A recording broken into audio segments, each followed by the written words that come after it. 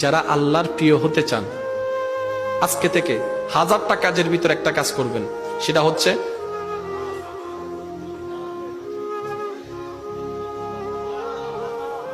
এখন অনেকে বলবেন, হুজুর আপনি নামাজের কথা বললেন না কেন?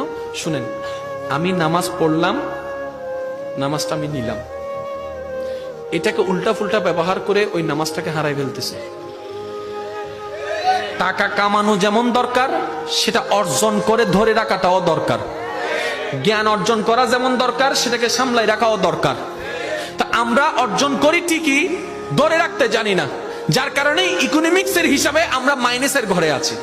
আর যতগুলা অন্যায় আমাদের আমলনামায় যোগ হচ্ছে, বেশিরভাগ অন্যায়ের কারণ হচ্ছে এই জিহ্বা এবং চোখ।